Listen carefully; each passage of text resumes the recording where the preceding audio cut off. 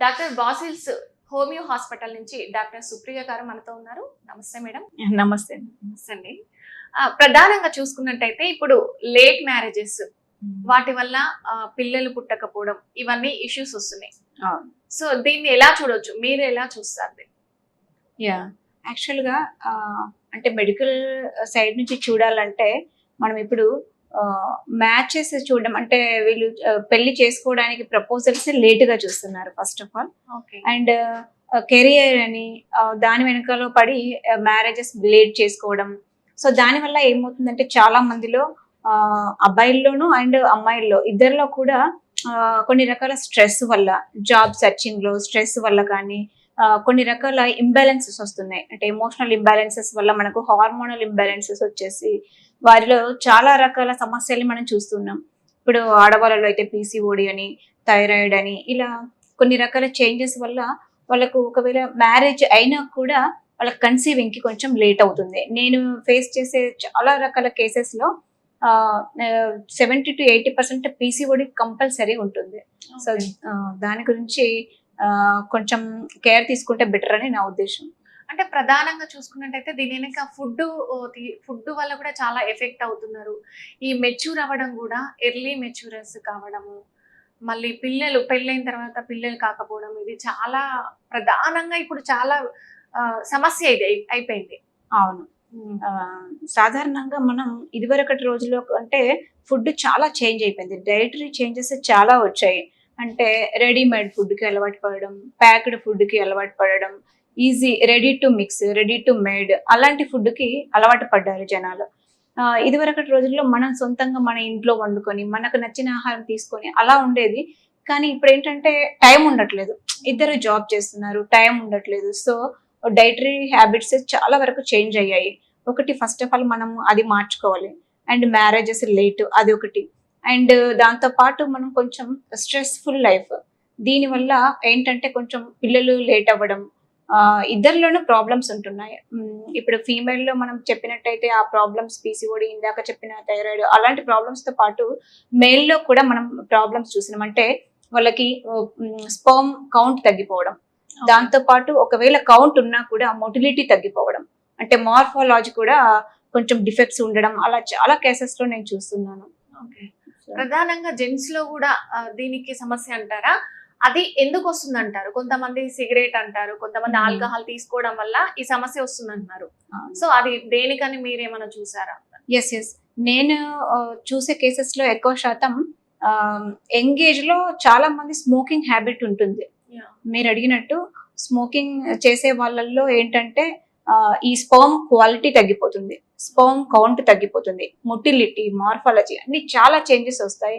So ఒకసారి మనం smoking stop చేస్తే దాని రిజల్ట్ కూడా మనకు 6 months లో, విత్ ఇన్ 6 months లో దాని ఇంప్రూవ్మెంట్ మనకు తెలుస్తుంది.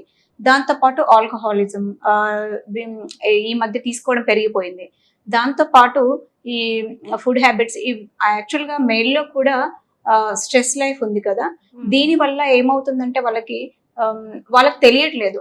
లేట్ మ్యారేజెస్ అయ్యాక వాళ్ళు ఎప్పుడైతే కన్సీవ్ అవ్వాలి అనుకుంటున్నారో ఒక సెమెన్ అనాలిసిస్ టెస్ట్ కి వెళ్తేనే వాళ్ళకు స్పర్మ్ కౌంట్ ఎంత ఉందో తెలుస్తుంది. చాలా వరకు నేను ఈ టెస్ట్ చేసుకోండి అని చెప్తే వాళ్ళు షాక్ అవుతున్నారు. అంటే ఇప్పుడే నేను ఇంత చిన్న ఏజ్ కదా మేడం, ఇప్పుడే స్పర్మ్ కౌంట్ ఎందుకు తగ్గిపోతుంది, అండ్ మార్ఫాలజీ అప్పుడే చేంజెస్ ఎలా వచ్చాయంటే ఇవన్నీ రీజన్స్ ఉంటున్నాయి.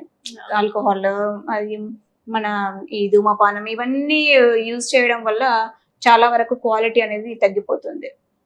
బేబీస్ హెల్తీ ఉండడం కూడా తగ్గిపోతుంది దీనివల్ల అసలు కన్సీవ్ అవ్వరు. First of all sperm count మనకు స్పర్మ్ మార్ఫాలజీ అంటాం. ఆ మార్ఫాలజీ మనకు చక్కగా ఉంటేనే మనకు పిల్లలు పుట్టి మంచి హెల్దీ బేబీస్ అయ్యే ఛాన్స్ ఉంటది. అదర్వైజ్ ఒకవేళ కన్సీవ్ అయినా కూడా వాళ్ళకు 3rd month లో అబార్షన్ చేయడం అలాంటివి ఉంటుంది. ఎందుకంటే హార్ట్ డెవలప్మెంట్ ఉండదు, ఏం డెవలప్మెంట్ ఉండదు. స్పర్మ్ క్వాలిటీ అనేది మనకు చాలా ఇంపార్టెంట్. ఇప్పుడు స్పర్మ్ కౌంట్ హెల్దీగా ఉందనుకోండి, బేబీ ఎలా ఉంటుంది? మీరు అన్నారు కదా ఇప్పుడు. సో కౌంట్ మంచిగా ఉంటే బేబీ ఎలా ఉంటుంది ఒకసారి అది అదే. స్పర్మ్ కౌంట్ అని అంటే మనకు యాక్చువల్లీ 49 millions కన్నా అబౌవ్ ఉంటే మనం యావరేజ్ గా నార్మల్ గా చెప్పుకుంటాం. దానికి ఎక్కువగా ఉన్న దాంట్లో ఇప్పుడు కౌంట్ చాలా మందికి ఉంటుంది. 49 అబోవ్ 49 to 60 మిలియన్ వరకు ఉంటుంది. కానీ ఆ ఉన్న దాంట్లో మొటిలిటీ తక్కువగా ఉంటుంది. అంటే అసలు మొటిలిటీ అంటే ఏంటంటే, మనం ఇప్పుడు ఒక ఓవం ఫర్టిలైజ్ అవ్వడానికి అది మనకు స్పర్మ్ అనేది అది మొటైల్ అంటే అది కదులుతూ వెళ్ళి ఫర్టిలైజ్ అవ్వాలి. యాక్టివ్గా ఉంటేనే అది మనకు ఫర్టిలైజేషన్ అనేది ఈజీగా జరుగుతుంది. చాలా వరకు ఏమవుతుందంటే మొటిలిటీ అనేది తక్కువగా ఉంటున్నాయి. నాన్ మొటైల్ స్పర్మ్ అనేది పెరిగిపోతుంది. నేను చూసే కేసెస్లో 60 to 70% నాన్ మొటైల్ కౌంట్ అని వస్తుంది. దానివల్ల ఏమవుతుందంటే ఎర్లీ కన్సెప్షన్ ఉండదు ఒకటి. అండ్ ఒకవేళ ఈ మార్ఫాలజీ కూడా బాగుండకపోతే ఏమవుతుందంటే బేబీ గ్రోత్ సరిగా ఉండకపోవడం, మార్ఫాలజీ డిఫెక్ట్స్ వల్ల అసలు కన్సీవ్ అవ్వకపోవడం, అయినా కూడా బేబీస్ డిఫెక్ట్స్ రావడం అలాంటిది జరుగుతుంది. సో దానికోసం మేము ఏం చేస్తామంటే స్పర్మ్ క్వాలిటీ ఇంక్రీజ్ అవ్వడానికి మెడిసిన్స్ యూజ్ చేయమని చెప్తాం. ఓకే. ప్రధానంగా ఎక్కువ ప్రాబ్లమ్స్ అనేది లేడీస్ లో కనబడుతున్నాయా, జెంట్స్ లో కనబడుతున్నాయా? ఎక్కువ మంది లేడీస్ కే ప్రాబ్లం అని చెప్తుంటారు బయట. సో మీరు డాక్టర్ కాబట్టి నో, అది తప్పు.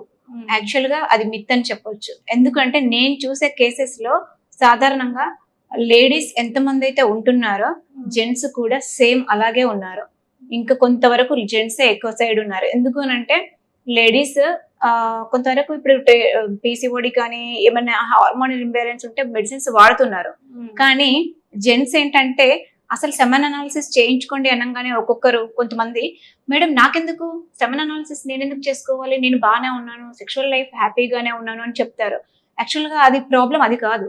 సెక్షువల్ లైఫ్ హ్యాపీగా ఉన్నా కూడా అసలు స్పర్మ్ కౌంట్ ఎంత ఉందనేది మనం అనాలిసిస్ చేస్తేనే తెలుస్తుంది. మగవాళ్ళు ఎవరు చాలా మంది ముందుకు రావట్లేదు. స్పర్మ్ అనాలిసిస్ చేస్తే మన కౌంట్ ఎంతవరకు బాగుంది, అసలు మార్ఫాలజీ ఎలా ఉంది, మొటిలిటీ ఎంత ఉంది అనేది తెలుస్తుంది. సో ఇద్దరిలో కూడా సమాన బాధ్యత ఉంది. ఇద్దరిలో కన్సీవ్ అవ్వకపోవడానికి ఇద్దరిలోనూ రీజన్స్ ఉన్నాయి. సో వచ్చినప్పుడు ఇద్దరికి టెస్ట్ చేస్తారు మీరు? ఎస్, ఇద్దరికి టెస్ట్ కంపల్సరీ చేస్తాం. ఓకే. రీజన్ ఎవరికి ఉంది ఏంటి అనేది తర్వాత. సో ఎవరికి రీజన్ ఎవరి వల్ల కన్సీవ్ అవ్వట్లేదు అంటే ఇప్పుడు ఫీమేల్ సైడ్ ఉంటే ఫీమేల్ కి మెడిసిన్ ఇస్తాం. ఒకవేళ మేల్ కి క్వాలిటీ లేకపోయినా స్పర్మ్ కౌంట్ తక్కువ ఉన్నా మేల్ కి మేము మీరు వాడాల్సిందే అని చెప్తాం. ఓకే.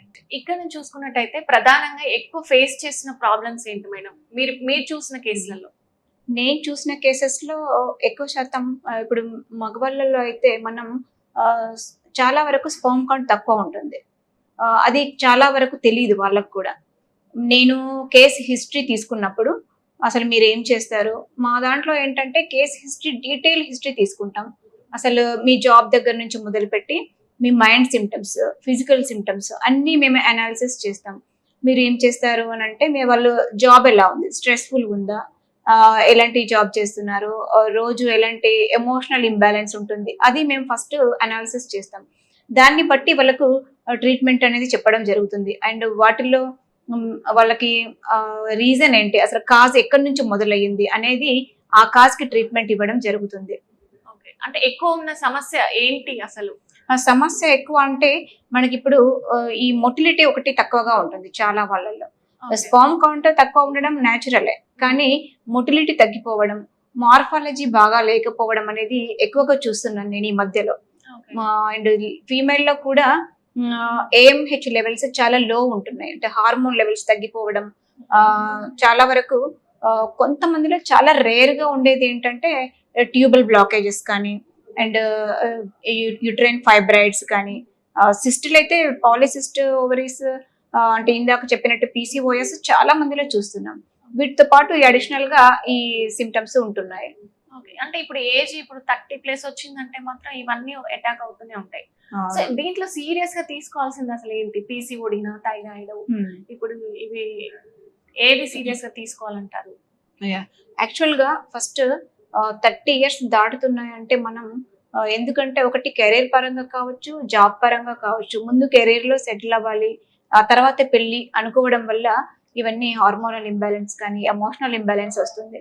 ఫస్ట్ ఆఫ్ ఆల్ మనకు ఈ స్ట్రెస్ లైఫ్ వల్ల ఫస్ట్ ఎమోషనల్ గా ఇంబ్యాలెన్స్ అవుతున్నాం, ఆ తర్వాతనే మనకు ఫిజికల్ గా హార్మోనల్ చేంజెస్ వస్తున్నాయి. సో ఫస్ట్ థైరాయిడ్ కూడా వస్తుంది. థైరాయిడ్ ఎక్కువగా అటాక్ చేయడం మనం చూస్తున్నట్టయితే నా దగ్గరకు వచ్చి ఒక 10 మందిలో ఒక 4-5 members కి కంపల్సరీ థైరాయిడ్ ఇష్యూస్ ఉంటున్నాయి, హైపోథైరాయిడిజం.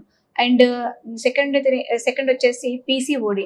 అసలు ఎంతమందికి పీసీఓడి ఉంటుందంటే జనరల్ గా రోజు చూస్తున్నట్టు మనం ఇప్పుడు ఎలాగైతే ఆర్థరైటిస్ నాకు చాలా సాధారణంగా ఎలా ఉంటుందో పీసీఓడి కూడా ఇంతకు ముందు చాలా తక్కువగా ఉండేది కూడా ఇప్పుడు మనం చాలా వరకు పీసీఓడి నేను తీసుకునే 50-60% కేసెస్ లో కంపల్సరీ పీసీఓడి ఒకటి ఉంటుంది. మేము ఏంటంటే ర్యాండమ్ గా ఇన్ఫర్టిలిటీకి ట్రీట్మెంట్ ఇవ్వడానికి బదులు ఫస్ట్ అవన్నీ క్యూర్ చేసి అంటే పీసీఓడి ఇంకేమైనా హార్మోనల్ ఇంబ్యాలెన్స్ అవన్నీ క్లియర్ చేశాక అప్పుడు మనం ప్రెగ్నెన్సీకి ప్లాన్ చేయడం జరుగుతుంది. ఓకే. అంటే ముందే వస్తుందా? అది మామూలుగా ఎన్ని ఇయర్స్ నుంచి వస్తుంది? మ్యారేజ్ అవ్వగానే పీసీఓడి వస్తదా? మ్యారేజ్ బిఫోరే ఉంటుందా పీసీఓడి? అట్లా ఏం లేదు. బిఫోర్ కూడా ఉంటుంది.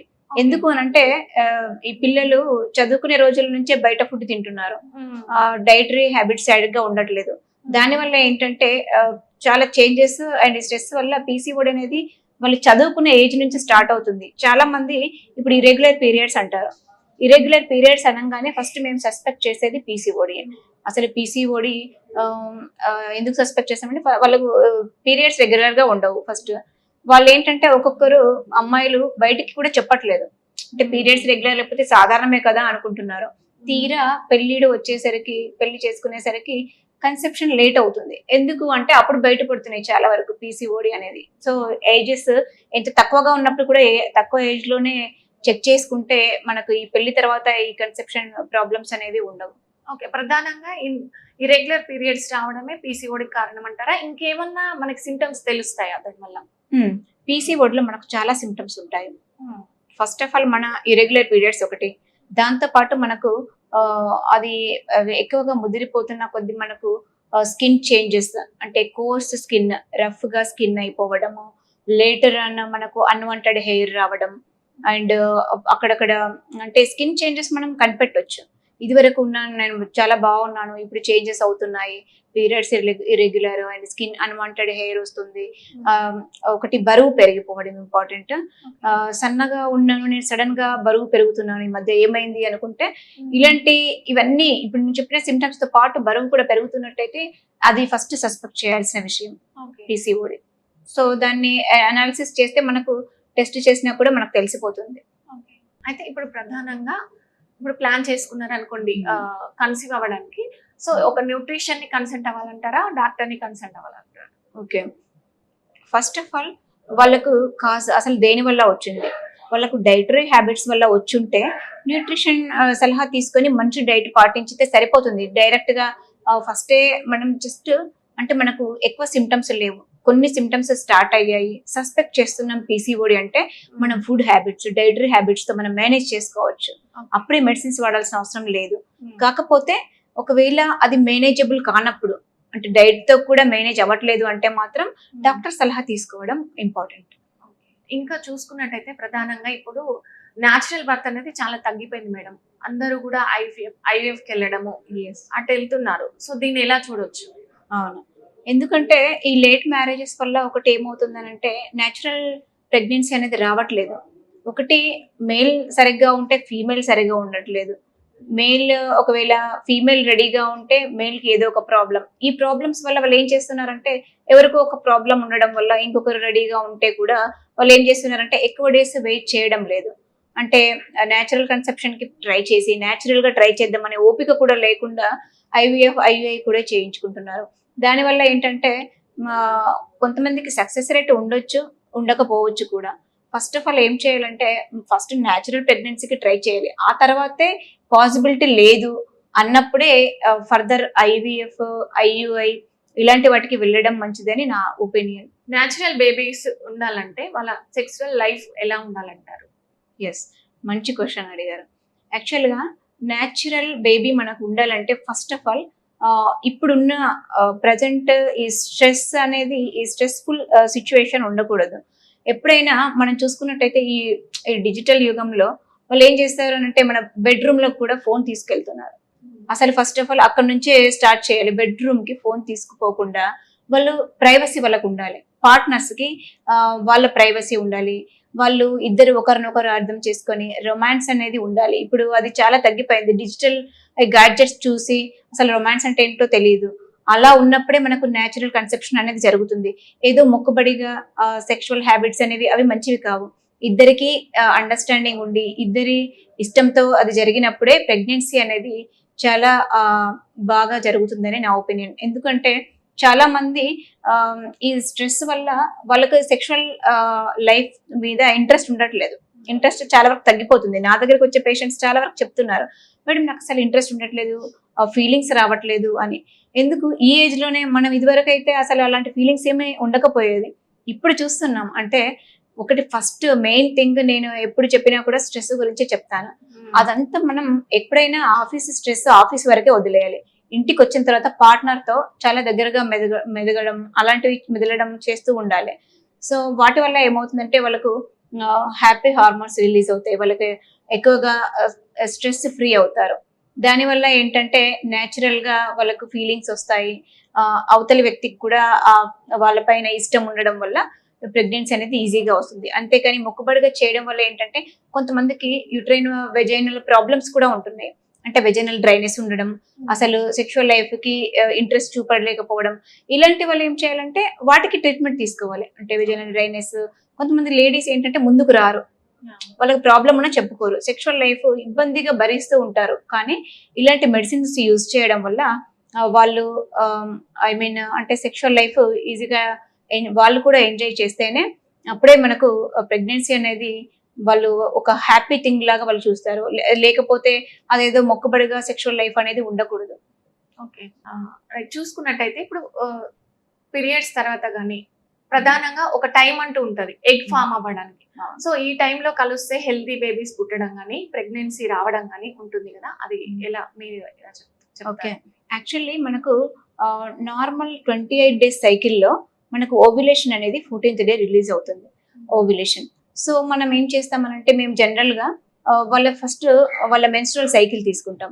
వాళ్ళ 28 డేస్ సైకిల్, కొంతమందికి 31 డేస్ సైకిల్ నార్మల్, కొంతమందికి 35 డేస్ సైకిల్ కూడా ఉంటుంది నార్మల్ గానే.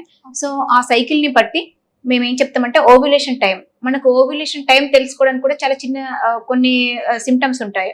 మనకి ఏంటంటే ఓవ్యులేషన్ టైంలో మన బాడీ టెంపరేచర్ కొంతవరకు పెరుగుతుంది. ఇప్పుడైతే అందరూ ఓవ్యులేషన్ కిట్ కూడా యూజ్ చేస్తున్నారు. సో ఆ కిట్ ద్వారా ఏంటంటే వీళ్ళకి కొంచెం బాడీ వీళ్ళకి ఎలా ఉంటుంది అంటే మనకు వైట్ డిశ్చార్జ్ అనేది జరుగుతుంది. సో అది న్యాచురల్. ఓవ్యులేషన్ టైంలో వచ్చే ఆ డిశ్చార్జ్ మనకు అంటే ఎగ్ వెయిట్ లాగా ఉంటుంది. అది రిలీజ్ అయినప్పుడు అప్పుడు మనకు ఓవ్యులేషన్ జరుగుతుందని అర్థం. దాంతో పాటు మన బాడీ టెంపరేచర్ పెరుగుతుంది. ఈ రెండు అంటే బాడీ టెంపరేచర్ మానిటరింగ్ చేసుకుంటూ మనకు ఎప్పుడైతే ఆ డిశ్చార్జ్ కనబడుతుందో అది రెండు చూసుకున్నట్టయితే మనకు ఓవ్యులేషన్ తెలిసినట్టు. ఆ టైంలో అంటే వేరే టైంలో కలవద్దని కాదు, కానీ ఆ టైంలో కలిసితే ఆ ముందు ఒక 3-4 డేస్ ముందు, అండ్ అది రిలీజ్ అయిన తర్వాత కూడా 3-4 డేస్ అంటే ఒక 8 to 10 డేస్ కంపల్సరీ పెట్టుకొని కలిస్తే మట్టుకు చాలా వరకు సక్సెస్ రేట్ ఉంటుంది. అలా అని ఆ టైంలోనే కలవాలని కాదు, వాళ్ళకి ఎప్పుడంటే పార్ట్నర్ తో ఎప్పుడైనా హ్యాపీగా ఉంటేనే ఆ టైంలో కూడా కలవడానికి వాళ్ళకి విముఖత ఉండదు. అందుకనే ఎప్పుడు ఇంట్రెస్టింగ్ గా ఉండడమే బెటర్. ఆ టైంలో ఛాన్సెస్ అనేది ఎక్కువగా ఉంటాయి. ఓకే, ప్రధానంగా చూసుకున్నట్టయితే ఇప్పుడు మ్యారేజ్ చేసుకోబోయే జంటలు కానీ ఈ పిల్లలకి ప్లానింగ్ చేసుకునే దంపతులకు కానీ మీరు ప్రధానంగా ఇచ్చే సూచనలు ఏంటి? Very good, nice question. యాక్చువల్గా ఫస్ట్ మనం పెళ్లి చేసుకుంటున్నాం అన్నప్పుడే కొన్ని క్వశ్చన్స్ వేసుకోవాలి. మనం పెళ్లికి రెడీగా ఉన్నామా? పెళ్లితో పాటు ఎలాగో వాళ్ళు 1 year వెయిట్ చేస్తారు కావచ్చు. అంటే 1 year వాళ్ళు ఒకే కపుల్ ఎంజాయ్ చేస్తాం, ప్రైవసీ ఉంటుంది అని అనుకున్నా కూడా సరే సెకండ్ ఇయర్ ప్లాన్ చేసుకోవచ్చు. సెకండ్ ఇయర్ కాకుండా 3rd year. సో ఎలాంటి క్వశ్చన్స్ వేసుకోవాలంటే హార్మోనల్ ఇంబ్యాలెన్స్ ఏమైనా ఉన్నాయా, లేదు పీరియడ్స్ రెగ్యులర్ గా ఉన్నాయా, మేల్లో కూడా సెక్షువల్ ప్రాబ్లమ్స్ అంటే వాళ్ళకు ప్రీమెచ్యూర్ ఎజాక్యులేషన్ కానీ అంటే అంగస్తంభన శీఘ్రస్ఖలనం అంటాం, ప్రీమెచ్యూర్ ఎజాక్యులేషన్ అంటే ఇలాంటి ప్రాబ్లమ్స్ ఏమైనా ఉన్నాయా, అవి ఉంటే మళ్ళీ సెక్షువల్ లైఫ్ డిస్టర్బ్ అవుతుంది. అది ముందు సరి చేసుకోవాలి. అంటే ప్రీమెచ్యూర్ ఎజాక్యులేషన్, ఈ అంగస్తంభన ఇలాంటివి ముందు ట్రీట్ చేసుకొని ఆ తర్వాత పెళ్లికి ప్రొసీడ్ అవ్వడం మంచిదని నా ఒపీనియన్. ఎందుకంటే నేను ట్రీట్ చేసే వాళ్ళలో చాలా వరకు పెళ్లి కాని అబ్బాయిలు కూడా ఈ మన అంగస్తంభన శీఘ్రస్ఖలనం ప్రాబ్లమ్స్ తో బాధపడుతున్నారు. వాటితో పాటు ఫీమేల్ కూడా వాళ్ళ సైడ్ ఎలాంటి ప్రాబ్లం ఉంది ఒకసారి చెక్ చేసుకోవాలి. ఒకవేళ వాళ్ళకి కొంచెం ప్రాబ్లం అనిపించినా, ఒకవేళ ఆ స్ట్రెస్ వల్ల అలాంటి ప్రాబ్లమ్స్ వస్తున్నాయేమో చూసుకోవడానికి కూడా ఒక కౌన్సిలింగ్ తీసుకోవడం మంచిది. ఇప్పుడైతే ఎవరు కౌన్సిలింగ్ ప్రిఫర్ చేయట్లేదు, కానీ ఒక కౌన్సిలింగ్ కి వెళ్ళినట్టయితే పెళ్లి తర్వాత ఇలాంటి ప్రాబ్లమ్స్ ఫేస్ చేయాల్సిన అవసరం ఉండదు. ముందే తీసుకుంటే ఒక కౌన్సిలింగ్ మ్మ్. తీసుకొని ఒక కౌన్సిలింగ్ తీసుకొని మేము వాళ్ళకి ఏంటంటే సజెస్ట్ చేస్తాం, మీరు ఎలాంటి కేర్ తీసుకుంటే మీకు మంచి పిల్లలు పుట్టే ఛాన్స్ ఉంటుంది అని, ఎంత త్వరగా పిల్లలు పుట్టే ఛాన్స్ ఉంటుంది అని వాళ్ళకి మేము సజెస్ట్ చేస్తాం. మీరు ఈ లైఫ్ స్టైల్ మెయింటైన్ చేయాలి, ఈ డైట్ మెయింటైన్ చేయాలి. ఒక్కోసారి మేము డైట్ చార్ట్ కూడా వాళ్ళకి ప్రొవైడ్ చేస్తాం. సో ఇవన్నీ పాటిస్తే హెల్దీ బేబీని వాళ్ళు ఎత్తుకునే ఛాన్స్ ఉంటుంది. ఓకే, పెళ్లి చేసుకున్న వాళ్ళకి ఏం చెప్తారు? సో పెళ్ళి అయిన వాళ్ళు కూడా వాళ్ళ హెల్దీ సెక్షువల్ లైఫ్ ఉండాలి, దాంతో పాటు స్ట్రెస్ ఫ్రీ లైఫ్ ఉండాలి. వాళ్ళు ఈ డైట్ హ్యాబిట్స్ కూడా మంచి డైట్ హ్యాబిట్స్ మెయింటైన్ చేస్తూ హెల్దీ సెక్షువల్ లైఫ్ ఉన్నంత వరకు, స్ట్రెస్ లేనంత వరకు, హ్యాపీ కపుల్ ఉన్నంత వరకు వాళ్ళకు ఏ ఇబ్బంది ఉండదు, న్యాచురల్ కన్సెప్షన్ అవుతుంది. Okay, thank you madam. Thank you.